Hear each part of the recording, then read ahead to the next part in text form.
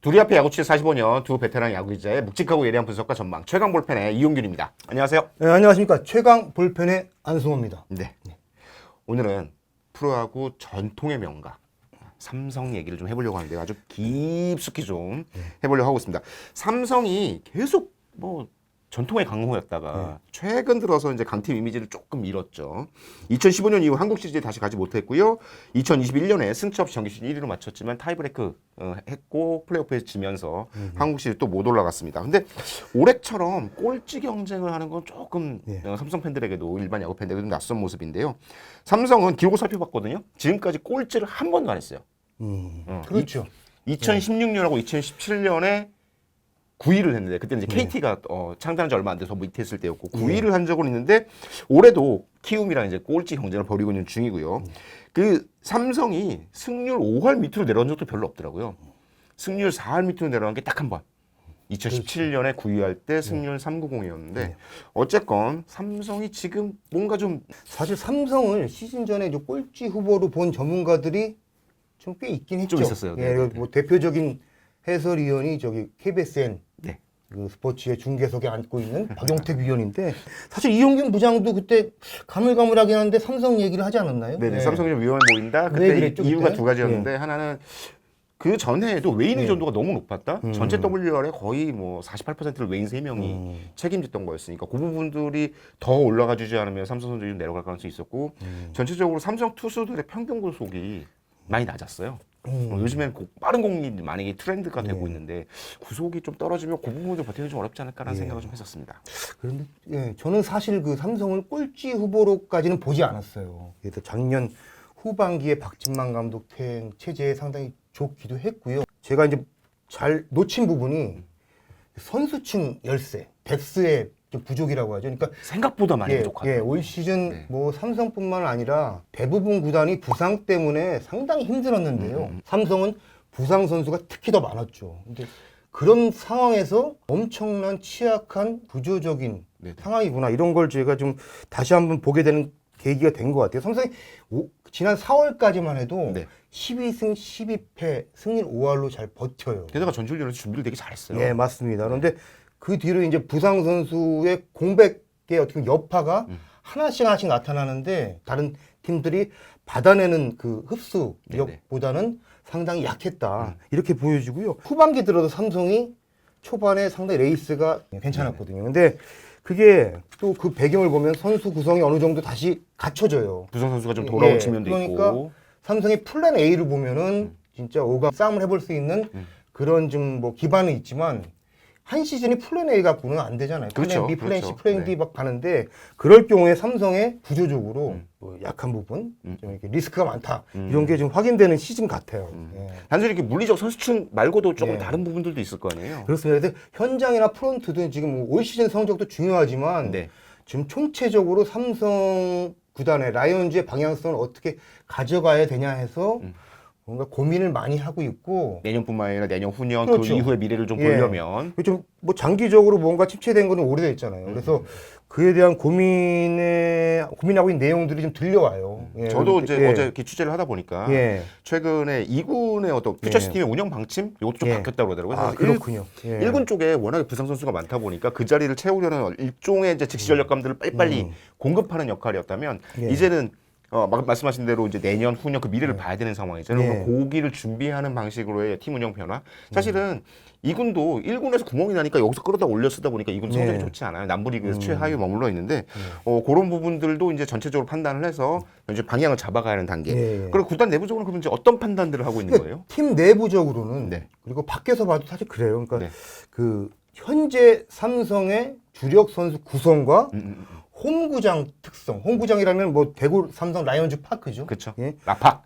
조화롭지 않다. 이러니까 삼성 야수들 지금 주력을 보면은 체구는 크진 않은데 좀 빠른 선수들이 많아요. 그러니까 예를 들어 김지찬 그리고 뭐 최근에 잘하고 있는 외야수 김성윤 이 선수들보다는 조금 이제 체구가 크지만 외야수 김현준 선수도 그런 과고요. 그러니까 김현준 선수가 초반에 안 다쳤으면 조금 달랐을 수 맞습니다. 있는데. 근데 어떻게 보면은 가장 큰 그 잠실구장에서 지금 가장 빛나는 부산 정수빈 스타일의 선수가 상당히 많이 늘었는데 구장은 홈런 친화형인 문학구장, 이제 인천 문학구장과 흡사한. 맞아요. 그건 어떻게 언밸런스죠. 근데 네.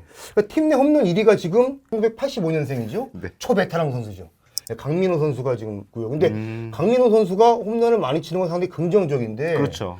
강민호 선수가 지금 사실은 타선을 이끌어 간다는 자체가 홈런 1등하면 안 되죠. 조금은 팀 자체가 조금 이렇게 피가 좀 낮아졌구나 이런 생각이 드는 거예요. 그러니까 뭐 오제일 예를 들어 그 외국인 타자의 피렐라 선수 등이 네네네네.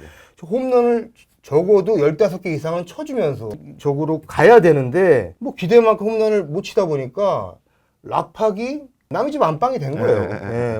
올해만 해도 이거 지난 8월 13일 기준입니다. 네. 대홈구장에서 홈런 35개 쳤는데 내준 게 41개예요. 올해는 조금 상황이 난 거예요, 그래도. 예. 그 2016년에 이제 대구 라팍 개장 이후에 네네. 홈으로 사용을 하면서 그 대구 홈에서 친 홈런이 548개.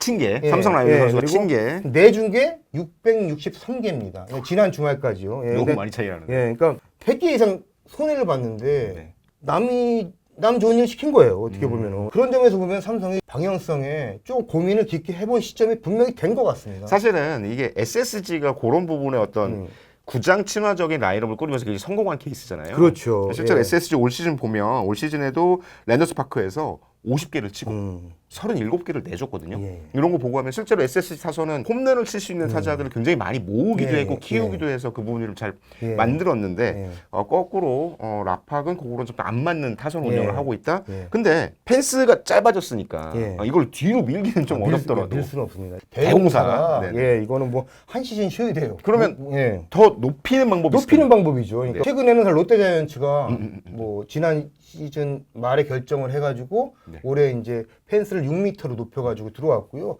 너무 오래전이지만 태평양 돌핀스의 김성근 감독 마운드가 약하다 보니까 인천 그 도원구장인가 뭐 펜스가 가까웠어요. 그러니까 높였죠. 이런 식으로 이제 어떻게 보면 팀 선수 구성에 맞는 변화를 홈구장은 사실은 홈팀이 유리하라고 사실은 만들 수 있는 거 아니에요. 그렇죠. 어드밴티지를 주는 네, 야구의 특징이죠. 구장인데, 네. 예. 그래서 라이온즈 파크가 2016년 개장을 했는데 펜스가 99.5m, 네.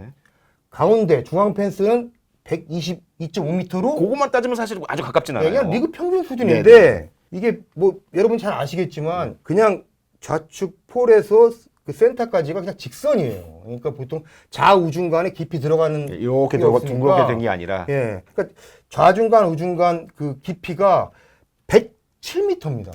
예. 네. 근데 110m가 엄청 짧은 거예요. 그러니까 네네네. 잠실구장만 돼도 좌우 중간이 120m 정도가 되고요. 네네네. 뭐 여러분 잘 아시는 뭐 문학구장이 거기 뭐 타자 그냥 친화적인 스몰 사이즈 하는데 거기도 왼쪽은 95, 네. 가운데는 120으로 짧긴 한데 네. 좌우 중간은 깊숙해서. 113에서 115m가 돼요.